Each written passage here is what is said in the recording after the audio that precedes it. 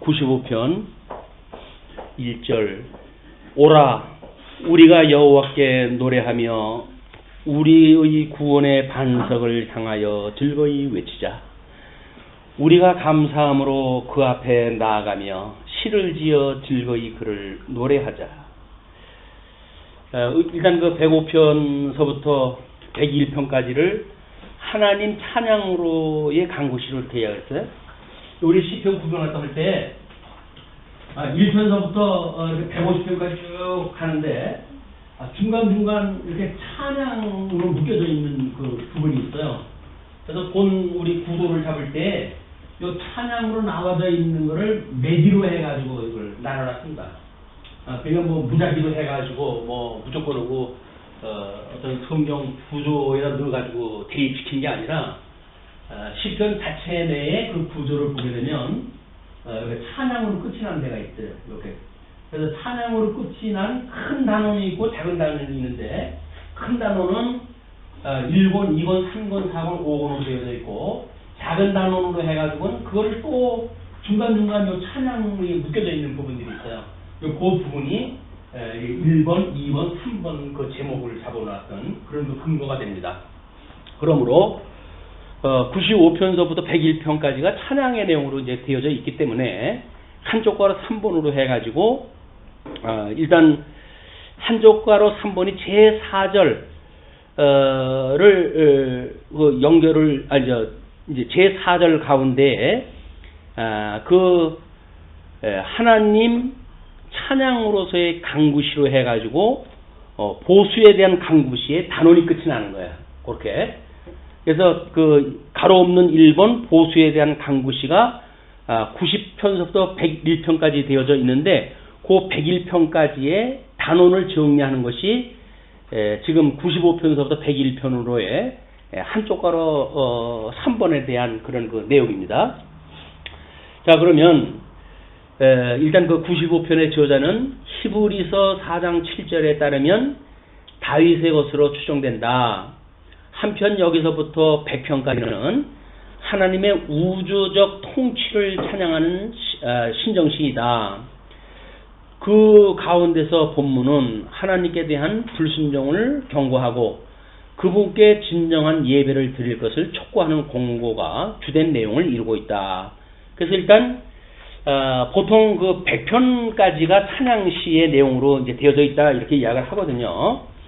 그런데 그 찬양에 대한 내용으로 보게 되면 101편까지 그렇게 봐야 돼요. 그 다윗시로 해가지고 그 101편에 보게 되면 내가 인자와 정의를 노래하겠나이다 라고 하는 찬양으로 찬양가가 되어지기 때문에 102편에 고난당한 자가 마음이 상해가지고 그의 근심을 여호와 앞에 토로하는 기도다 이렇게 이제 그 제목을 잡아놨잖아요. 그렇기 때문에 101편까지가 소위 그 95편에서 101편까지가 찬양으로 간구시로 이게 묶여져야 돼요. 그래서 이제 이렇게 보통 그 성경 학자들하고 그 어떤 그 분리되어진 게 다른 것이 그런 이유 때문에 지금 달라진 겁니다. 그리고 시인은 하나님께서 이스라엘을 구속하셨고 언약 관계를 지속한 점을 들어 이스라엘 백성들이 하나님을 찬양할 것을 가르친다. 이것이 지금 95편의 전반적인 내용이에요. 거의 1절, 2절 우리 본문이 읽은 대로 하나님을 향하여 즐거이 부르자. 그런 그 내용으로 되어져 있던 겁니다. 그래서 95편은 하나님을 향하여 즐거이 부르자는 찬양시로 소개가 되어진 겁니다. 그래서 우리 어떤 배경사로 보게 되면 지금 바벨론의 포로로 끌려가져 있는 거에 맞춰가지고 편집자들이 지금 150편을 편집을 갖다 했단 말이에요. 그럼 이제 이 사람 저 사람이 쓴 그런 그 시들을 150편에 이제 되는 시를 나름대로 편집자가 어떤 의도가 있어가지고 이걸 이제 했을 터인데 그때 성령께서 150편까지의 기록도 했을 뿐만 아니라 편집도 했다고 우리 믿어지기 때문에 구약성경은 주 70년에 주후 90년에 양미아 회의에서 이 구약성경 지금 39권이 구약 성경이 하나님의 말씀이라고 하는 것이 얀미한 회의에서 결의를 갖다 했어요. 그런 그 의미는 뭘 이야기를 하냐면, 물론 예수님이 오셔가지고 이미 성경에 기록되어져 있는 역사서, 시편, 선지서 이걸 가지고 나에 대해서 증거한 것이다 라고 일단 예수님이 전부 정리를 갖다 했기 때문에 구약 성경은 예수님 오심으로 해가지고 정당성이 확보가 되어진 겁니다. 신약 성경처럼 뭐 다른 어떤 누가 또 그걸 이거는 하나님 말씀이다 라고 해서 주님이 온 것도 아니고 재림오신 예수님이 이야기한 것도 아니고 그러기 때문에 나름대로 이제 그 복음서를 기준으로 해가지고 우리가 목차를 잡아야 되겠지만, 구약 성경에 관한 한 예수님이 오셔가지고 모든 구약 성경 이것은 나에 대해서 증거한 것이라고 했고, 그런 정경성에 대한 걸 예수님께서 승인하다 하셨기 때문에 뭐 따로 이것이 진리냐 아니냐 이런 이론의 여지가 없어요. 뭐 이런. 그러나 이제 우리가 어떤 학문적으로 왜 어떤 논리를 잡아야 되느냐라고 하는 그런 걸로 봤을 때 우리는 뭐 이제 이런 모세 오경에 대한 이야기와 그걸 기반으로 한 역사서에 대한 이야기, 그리고 그 역사서에 대한 배경 전반기를 중심으로 했던 찬양서와 후반부를 중심으로 했던 선지서, 이런 거 구조를 가지고 이제 우리가 통섭 성경계라는 구조를 만들어냈지만, 이미 그 구약 성경은 예수님이 오셔서 너희들이 성경에서 영생을 얻는 줄 알고 상고하거니와 이것이 곧 나에 대해 증거한 것이다 라고 말씀을 허심으로 해가지고, 그때까지 예수님 오셨을 때 가지고 있었던 구약 성경 소위 39권은 정당화되어진 성경이다. 이렇게 보시면 다른 어떤 이설을 주장하는 자들의 공격을 쉽게 이야기를 할 수가 있어요. 왜 하나님의 말씀이냐라고 한다면 예수님이 그렇게 정리하다 했기 때문에 다른 그 정리가 우리처럼 새로운 어떤 논리를 만들어내기 위해서는 그거를 학문적 접근이 필요하지만, 일반적인 질문에 대해서는 그렇게 설명하는 것이 쉬운 방법이라고 생각이 듭니다. 자, 그러면 새 노래 이 유수되어져 있는 사람들의 회복이라고 하는 이 회복기에 와가지고야 새로운 세계가 열리는 거 아니에요. 우리는 역사적으로만 보게 되면, 이스라엘 나라의 역사적으로만 보게 되면 모형적인 회복의 내용, 에스라, 느헤미야, 에스더서에서 회복되어진 내용들은 빈약하기 짝이 없어요. 어떤 정신없는 사람은 하나님의 통치 언약이 이루어지지 않았다, 그러므로 이거는 2대 언약으로 봐야 된다 이렇게 주장하는 사람이 있는데, 그건 하나는 알고 둘은 모르는 사람의 이야기예요. 왜냐하면 이렇게 역사서를 통해 가지고 회복되어졌던 것은 실체적인 걸로 보았을 때 하나님께서 아담에게 언약을 하셨고, 이것이 이제 하나님께 아담에게 언약되어진 것이 우리가 빼앗기게 되어진 거란 말이에요. 그죠? 하나님의 언약, 양대 언약이 불순종으로 인해 가지고 이걸 이제 우리가 빼앗긴 것이기 때문에 이것이 회복되어진다는 이야기는 둘째 아담이신 예수님의 와가지고 이거 성취가 되어지는 거예요. 실체적으로는. 이 실체에 대한 모형이기 때문에 모형에서 완성도 있는 걸 끄집어내겠다고 하는 이야기는 너무 과분한 생각이에요. 속 좁은 생각이고, 실체적인 거는 예수님이 와가지고 아담에게 언약했던 것이 이미 우리가 양대 언약을 상실했기 때문에 둘째 아담이신 예수님에게 와가지고 이게 회복되어지는 이야기로 되어져 있지, 이걸 모형적인 이스라엘 역사를 통해 가지고 완성을 여기서 찾으려고 한다면 그거의 이제 문제가 되어지기 때문에 대부분 다니엘서라든지 이 여기에 선지서를 어디까지 끌고 가요? 그래도 개혁주의는 예수님까지 끌고 오는 거예요. 그러나 이 구약성경의 역사적인 해석은 구약성경 예수님 오시기 전에 역사적인 모든 해석으로 끝이 나야 돼요. 그게 모형적인 거예요.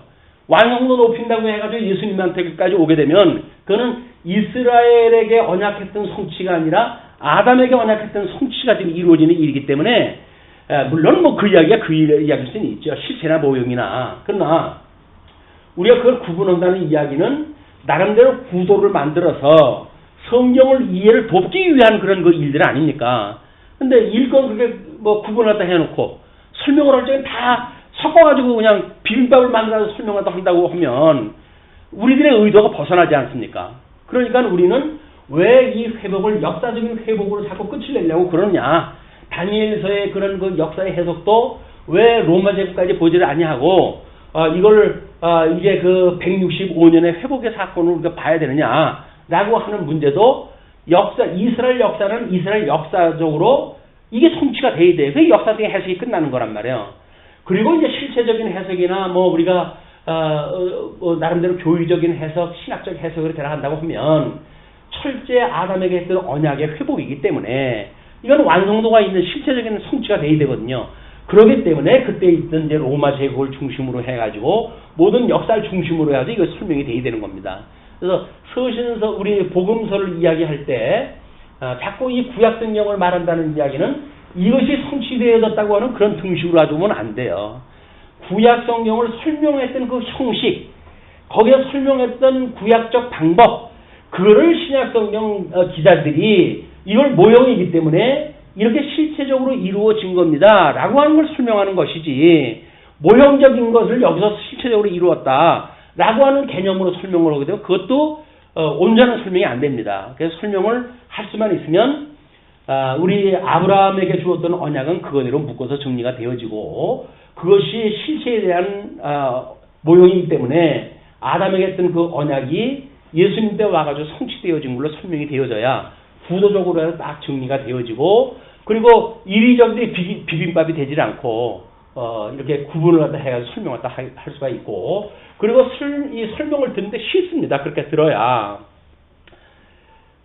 뭐 공부하는 사람들이 이렇게 하나 저렇게 하나 어렵지만, 공부를 하는 사람들은 실체는 실체대로 모형은 모형대로 설명하면 쉽잖아요. 이런 그 방법대로 설명을 해놔야 된다. 자꾸 구약적인 어떤 해석을 예수님 초림의 걸 갖다가 근거로 제시했다 한다든지 그런 그 이야기는 마치 어떤 그 구약의 어떤 그 연결선상에서 예수님이 이룬 걸로 보여지는 이런 그 설명이 되어지기 때문에 실체적인 아담의 언약이 성취되어졌다고 하는 거를 설명할 기회가 자꾸 없어져 버리는 거예요. 그래서 이 구약의 역사는 구약의 역사대로 끝이 나야 된다. 그리고 그거를 설명했던 방식이 있으니까 언약 성취대로 설명했던 방식을 예수님 당시에 이스라엘 사람들은 잘 알았잖아요. 그냥 그 방식을 따라가지고 근거를 제시했다 했기 때문에 신약 성경에 게시되어진, 성경에 인용되어진 구절은 그 성경 구절 한두 절 그냥 따라서 하는 것이 아니라 그 성경 내용이 담고 있는 전체의 문장의 의미가 무엇인가를 설명하는 방식으로 복음서가 설명되어야 된다. 자, 그래서 일단 이제 그렇게 해가지고 새 노래라고 하면 회복기에 부를 새 노래란 말이야. 그럼 역사적으로 해가지고 이들이 우리 뭐 에스라, 느헤미야, 에스더서에서 성전이 회복하고 그러므로 찬양 부르는 것들이 있잖아요. 모형적으로는 그때 부르는 거라니까요. 그리고 나름대로 해가지고 이제 165년에 성전이 수전되어지고 그럴 때에도 그 수전을 위해 가지고 뭐 불렀던 것들이라 절기라든가 수전절이라든가 그런 것들은 예수님 오셨을 적에도 그것이 지켜지지요. 왜? 그건 유대 전통적으로 지켜지는 문화니까 그게 지켜지고 있고, 그렇기 때문에 여기서 이야기하는 새 노래, 이거를 이들이 회복했던 새 노래로 이들은 이야기를 한 거예요. 그러나 우리가 아담의 언약이 둘째 아담이신 그리스도를 통해서 성취되어지는 회복, 진정한 회복이라고 보았을 때 우리는 이 96편에서 이야기하는 새 노래를 예수님이 오셔서 회복하는 노래로 신학적인 해석으로 이거를 더 비약시키고 발전시킬 수가 있는 거다. 확대시킬 수가 있는 거다. 그러나 역사적으로 해가지고는 에스라, 느헤미야, 에스더서에서 회복되어지는 것을 지금 노래하는 걸로 이야기를 하는 거죠. 그래서 모형과 실체가 구분되어지면 구분되어질수록 성경을 이해하는 데 도움이 된다. 이렇게 이해를 하셨으면 좋겠어요. 그래서 여호와께 노래하여 그의 이름을 송축하며 그의 구원을 날마다 전파할지어다. 그러면서 하나님께서 그 구원하셨던 것, 이런 회복을 했을 때만 할 수가 있는 거예요. 그러면은 비록 지금 바벨론의 포로로 끌려갔지만 이들이 그 하나님의 찬양의 강구시로 해가지고 선민국가 유수대의 강구시를 마감을 했다 하는 거 아닙니까? 지금 거기서 이제 보수에 대한 강구시를 했다 하는 거니까. 그러니까 우리가 포로로 끌려가져 있지만 하나님께서 이걸 보수를 갖다 해서 우리를 회복시켜 주실 때에 우리는 새노래를 부를 수가 있어요 라고 하는 그런 그 이야기란 말이에요. 그러니까 이제 3절로부터 5절까지 여호와는 크신 왕이라고 하는 걸 찬양하랍니다. 그의 영광을 백성들 가운데에 그의 기이한 행적을 만민 가운데에 선포할지어다. 여기서 말하는 거는 물론 여호와께 노래한다는 이야기는 지금 성부 하나님, 우리 신앙 고백적인 맥락으로 본다면 천지를 만드신 그 하나님, 천지를 만드시고 모형적으로 이렇게 언약과 성취의 어떤 그런 형식을 따랐던 성부 하나님의 그런 그 섭리, 이걸 우리가 찬양한다는 이야기 아니겠어요?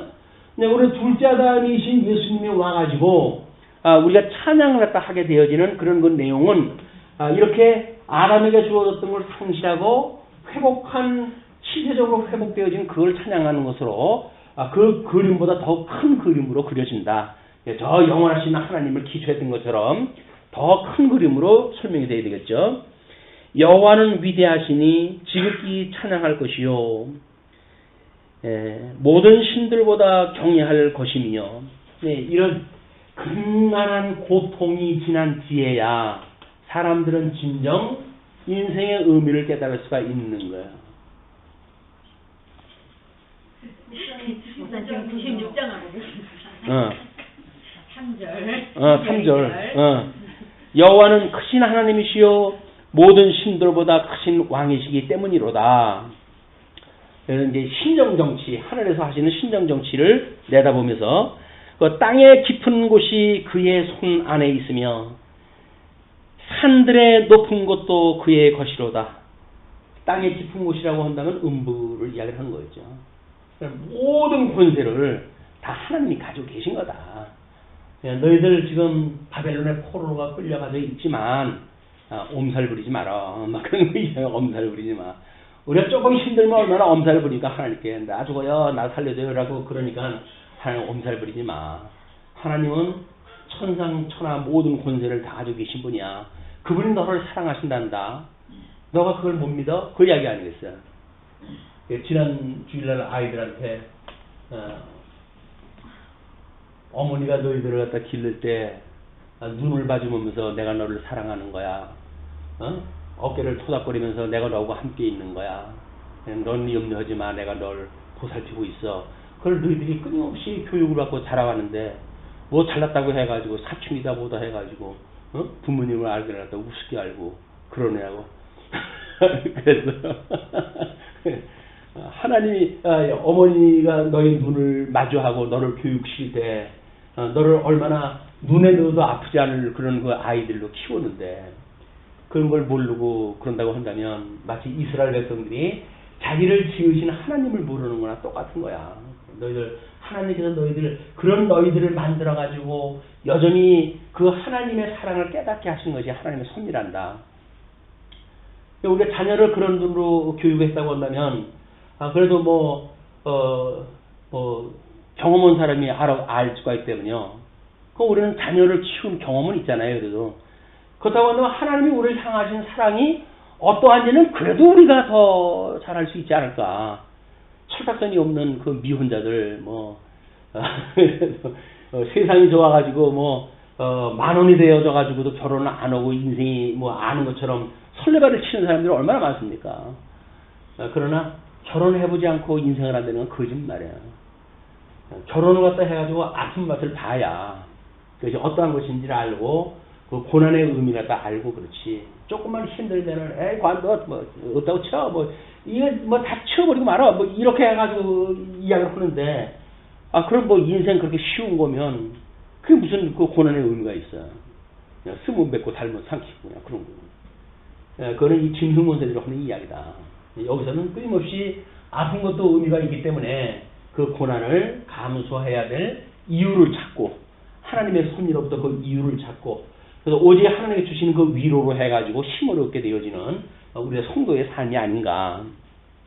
그러니 그 바다도 그의 것이라 그가 만드셨고 육지도 그의 손이 지으셨도다. 그렇게 천상 천하 모든 그 권세를 가진 분이시니 오라 우리가 굽혀 경배하며 우리를 지으신 여호와 앞에 무릎을 꿇자. 지금 여기서 여호와를 강조한다는 그 이야기는 나름대로 천지를 지으신 그 하나님이라고 하는 맥락에서 우리가 그걸 이해가 해야 돼요. 왜냐하면 신약성경에 와가지고는 예수가 그리스도라고 하는 걸 증거한다고 그랬고, 구약성경의 주제가 하나님의 여호와라고 우리가 이해를 했잖아요. 그리고 성경 전체의 주제가 하나님이 여호와라고 하는 걸 주제를 했기 때문에 어떻게 보면 여호와 단일신에 대한 그 주제가 우리가 가지고 있는 주제로 오해가 되어진단 말이야. 그렇지는 않다. 성경은 삼위일체 하나님에 대한 걸 강조를 하고 있지 어떤 그 단일신에 대한 걸 주장하는 것도 아니고, 그리고 뭐 여호와라고 하는 여호와 신, 뭐 우리가 그 야훼 신을 갖다 믿는 여호와의 증인들처럼 그런 어떤 어떤 편향되어진 신관을 가질 수가 있으니 그 구약적인 주제로 놓아놓고 신약적인 주제는 예수가 그리스도로 증거되어진 거니까 예수가 그리스도라고 하는 예수 그리스도에 대한 이야기로, 성령이 오신 뒤로는 성령 하나님에 대한 이야기로, 그래서 삼위일체 하나님에 대한 전체 계시의 이야기로 우리가 이해가 하는 것이 균형 감각 있는 이 성경의 주제가 아닐까라는 생각을 요즘 조심스럽게 제가 드는 거예요. 그러면 모든 그림도 저도 이제 옛날 방식을 따라가지고 구약 주제나 뭐 성경 전체 주제나 똑같은 걸로 해놨거든요. 근데 자꾸 그 오류가 이게 도대체 어디서 나오는 걸까? 언약대로 이루신 여호와 뭐 그것 때문에 해가지고 마치 예수님으로 인한 고난도 별로 그렇게 감각도 없고 성령이 오셔가지고 해야 되는 그런 성령의 역사도 별로 그렇게 감각적으로 우리가 취하지 않고 이런 그 일들은 성경 전체의 주제를 여호와라고 하는 그런 단일신 위주로, 물론 뭐 그것이 삼일체를 부정하는 이 일은 아니겠죠.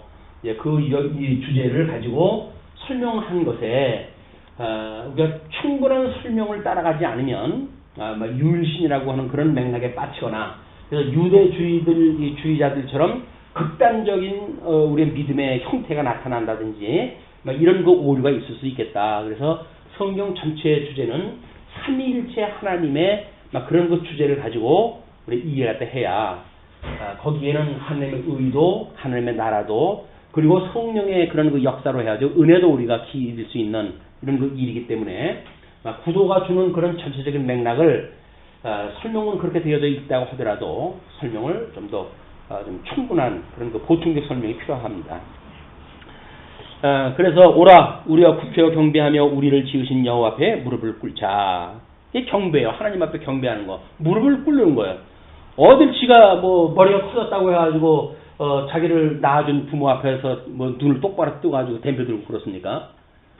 무릎을 꿇은 자세가 아니죠. 우리 하나님 앞에 지음을 받았다고 하는 것이 마땅하고 예수님으로 말미암아 새로운 피조물이 되어졌다고 한다면 우리는 마땅히 하나님 앞에 무릎을 꿇고 살아야 돼요. 나를 포기하고 나를 부인하고. 그래서 여전히 우리는 나를 갖다 내세우기로 하나님 앞에 우리 아이들보다 더 무섭게 내세우잖아요. 이럴 수가 있어요. 저럴 수가 있어요. 입장 바꿔놓고 생각해봐요. 이렇게 이야기를 하는데 아이들도 그렇게 안 합니다. 부모한테. 입장 바꿔놓고 생각하지 되는지 그걸 막말 안 해요. 근데 우리는 아이들 길른 경험을 가지고 있으면서도 불구하고 우리를 지으신 하나님 앞에 입장을 바꿔놓고 생각을 보려는 둥, 우리를 갖다 이렇게 고생을 시킬 수가 있는 둥, 이러면 이거 거의 막가는 수준이죠.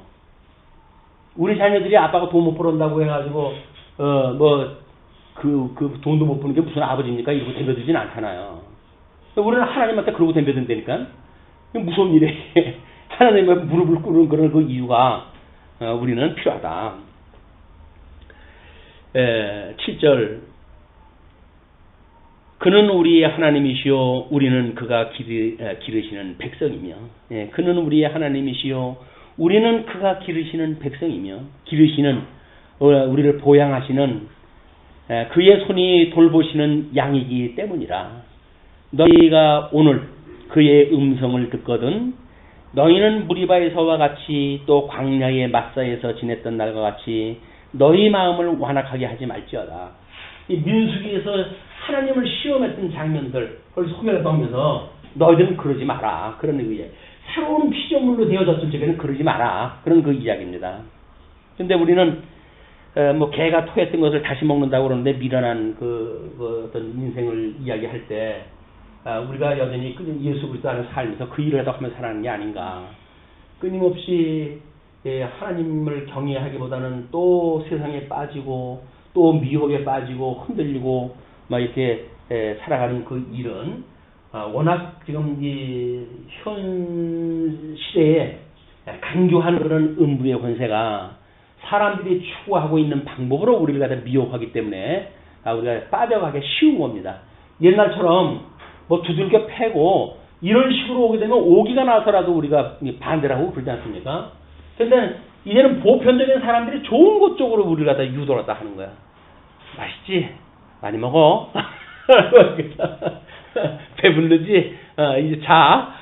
그래가지고 끊임없이 우리 육신의 소욕을 충족시키는 쪽으로 우리를 갖다 이제 미혹을 하기 때문에 그게 또 복이라고 생각이 드니까 그거 안 주면 그거 안 준다고 우리 하나님 앞에 지금 막 뭐 타령하는 거 아니에요? 이럴 수가 있냐고?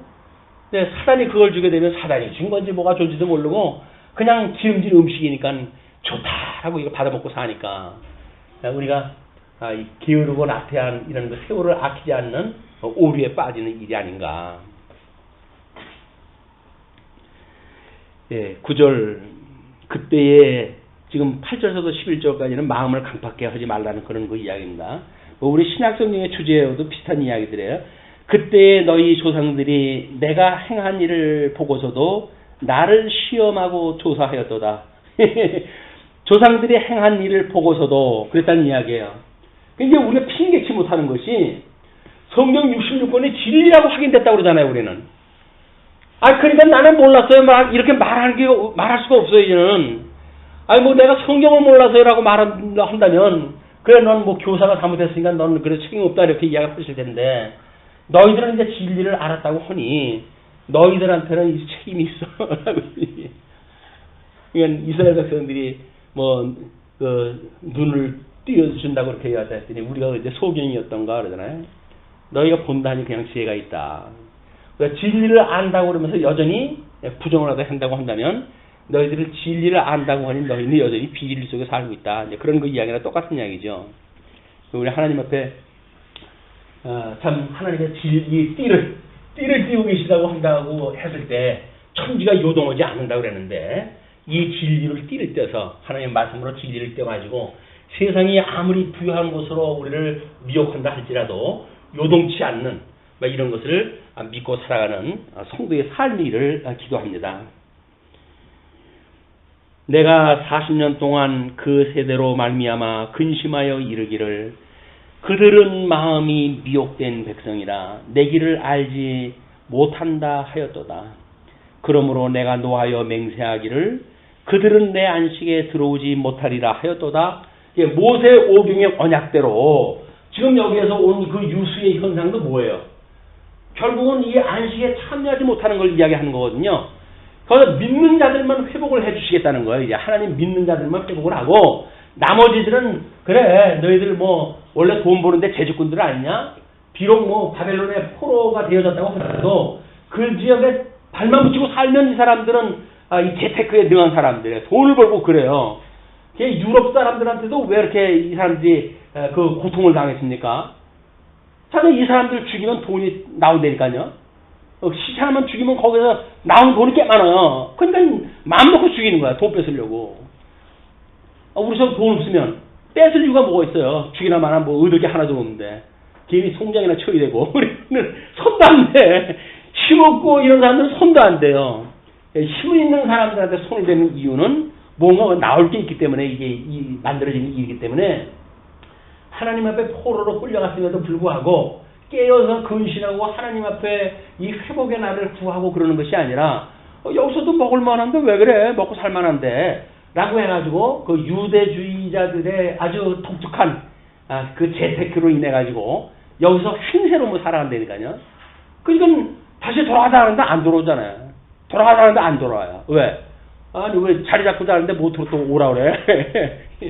여기는 사람들도 많고 돈벌이 할 만도 하잖아요. 근데 여기 가게 되면 배고플 게 뻔한데 그걸 왜 가겠습니까? 안 가요 사람들. 하나님의 재물과 하나님을 겸하여 섬길 수 없다고 하는 그 이야기는 왜 신약성경에서 그 이야기를 갖다 자꾸 번번이 그렇게 이야기하실까? 이런 그 이야기예요. 죄리에 밝은 사람들이 열매를 맺지 못하는, 결실지 못하는 것을 경계하는 일들이다. 이 죄를 경계한다는 것이 이 세속적 가치 아닙니까? 이 세속적 가치와 영원한 하나님의 나라의 그 가치, 이 두 가지가 구별되어지는 것이 필요한데, 끊임없이 여기서 세속적 가치가 다 누리기 때문에 하나님의 회복을 그들이 기대하지도 않는다. 그래서 내가 노하여 맹세하기를 그들은 내 안식에 들어오지 못하리로다 하여도다. 네, 그러면서 이제 26편으로 소개가 되어